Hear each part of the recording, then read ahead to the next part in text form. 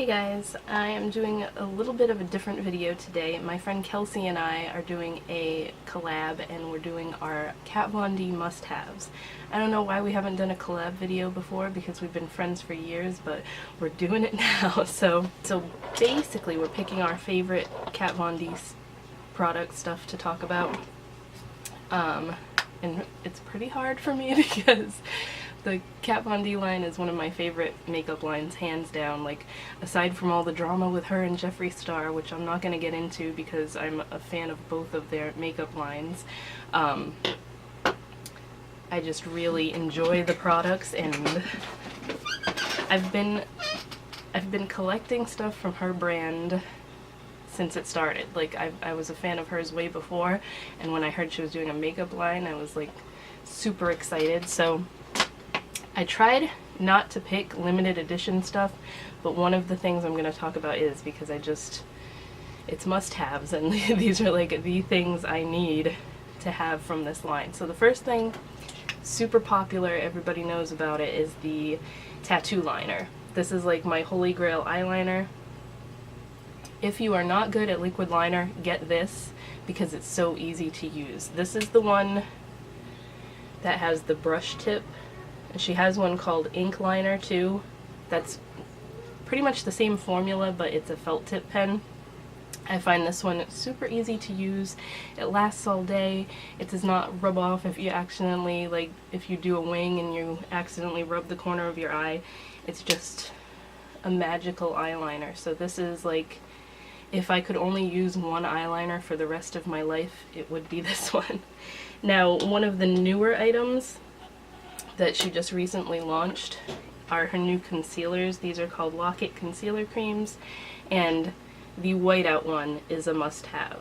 I do need to get the color in my shade because this formula is amazing, but I have not seen it at my Sephora yet, and there's so many different colors, which is another awesome thing about her line, that I don't want to get the wrong one by just picking and choosing one online. So the applicator is really cool. It's like almost a heart-shaped doe foot, and it's so pigmented that you literally only need like a tiny drop underneath your eyes, but naturally, because this is white, I have to mix it with something else. So I always mix it with my what's the name of it? The Maybelline Master Conceal, because it's just a smidge too dark for concealing under my eyes, and this just a tiny bit with each amount that I put under my eyes of the Maybelline Master Conceal. It just is the perfect color, because I'm not one that likes to put a ton of concealer under my eyes and then have it be super white. That looks so weird to me. So this is like straight up, it's so pigmented that's just like tapping it. Straight up white. Gonna come in handy for Halloween if I need to do like white face makeup, but yeah, it will lighten foundation, concealer, anything. Perfect. So definitely a must-have in my collection. And that's the only company I've seen do an actual like white concealer like that. I know NYX has a white foundation, and now the Kat Von D line does have that too, but I just really enjoy the formula of that. Now the next thing, something I've been using for years, I've gone through I don't know how many of these, and I've already hit pan on this one too, the powder foundation. What's the proper name? Lock-It Tattoo Powder Foundation. I'm the color Light 44. It is the absolute perfect color for my skin tone, and I have said it before, but I'm very much more of a powder foundation person. That's what that one looks like. I don't know why I'm swatching it, but just obviously you're not going to be able to see it too well. I'm much more of a powder foundation person than a liquid. Her liquid foundation is very heavy duty, very thick, and as awesome as it is, I don't put a full face of like liquid foundation on every day. It would drive me nuts if I did that. I'm sure if I had like acne or something, I would want to use a heavier coverage foundation, but I find that this is enough for me to just, my main skin issue is I have redness on my cheeks. I'm losing my voice. I have a lot of redness on my cheeks all the time. I have no foundation on today, just blush and highlighter, but this is enough for me. It's a really good coverage foundation for just being powder. Now the next thing, her liquid lipsticks are a lot of people's favorites, but this is my favorite combo because I don't wear these two alone very often. Mother is too dark for my liking on its own, and Requiem is too light. So that's what I have on my lips right now, is the two mixed together, and it's such a pretty like light berry shade. So Mother is this kind of berry pink, and then Requiem is a really, really light lavender. I will have to say, when her liquid lipsticks first came out and they were super liquidy and watery, I think I actually still have Lolita, so I can show you that formula. See, this is like so old, but see how liquidy it was? And you kind of would have to shake it every time you use it. I personally liked this so much better. It was drying. These are drying too after you wear them for a while, but these would not budge even if you ate oily food. And now I find that since they changed the formula and they're a little bit more creamy when you apply them, they don't last very long for me. So that is the only bummer downside to it. I mean, they do last, but I have to touch them up because all the, like, the inner part always goes away. So they are a must-have because I love this color combo, but I really liked the formula when they first came out, and then they changed it. Next thing is an eyeshadow that can double as a highlighter. Why Kat Von D hasn't done highlighters yet is beyond me. Like, it's probably a good thing, because if she does do them, I'm going to want to buy them all.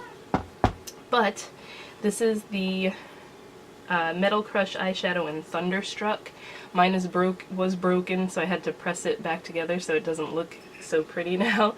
But it is a really pretty, like, iridescent, shifts to like pinkish and gold. Looks like that. And it just makes a really pretty eyeshadow or a highlighter. It's super pigmented, as most of her shadows are. You will see more in a minute. So that is definitely a staple because you can have it as an eyeshadow and a highlighter. I do hope she comes out with highlighters because I'm a highlighter junkie. Next thing and the last thing, I would say all her eyeshadows, because I have every single palette she has ever put out. I love her eyeshadows, with the exception of a couple of the holiday palettes from a few years ago had some questionable shades in there. But the one limited edition thing I'm going to mention that I have on my list as a must-have is the Mi Vida Loca Remix palette, which is this giant bad boy. The only thing I don't like about this is how, like, big it is, because it takes up so much room. But this has every color you would ever need. It's got your neutrals in the middle, and then it's got the rainbow of colors all around the edge. So if you only ever bought one palette from her, you would be set with this, because it has everything. I am in love with this teal color called Hyper Ballad, because I never see teals like that in palettes.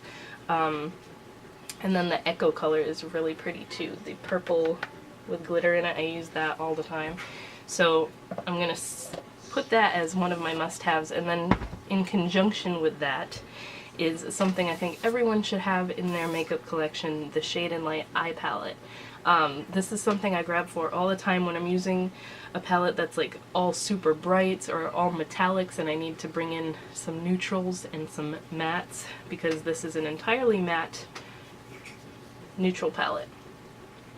And it's even sectioned so that you have the cool, the neutral, and the warm tones. This is my favorite bad boy right here. You can see it's kind of messy because I use that one all the time. That's like the transition shade for me. And I would say the Shade and Light face palette too. I'm not one that contours all that much, so it's not a must-have for me. But this definitely is. So, I mean, this is always next to all my other palettes, obviously, but it's always there so that if I'm using a palette that has, like, no blending colors, no neutrals in it, this is right there, and I don't have to go digging for it and looking for it. So that is everything. I could name a bunch more stuff, but I hope you guys enjoyed this. This might be an idea to do more videos like this for different brands, like my must-haves from each brand, but for today it was Kat Von D. So I hope you guys enjoyed this, and I will talk to you in my next video. Also, if you haven't already, I'm going to leave Kelsey's channel link below and the link to her video once it's up so that you can go subscribe to her as well. And I'll talk to you guys next time.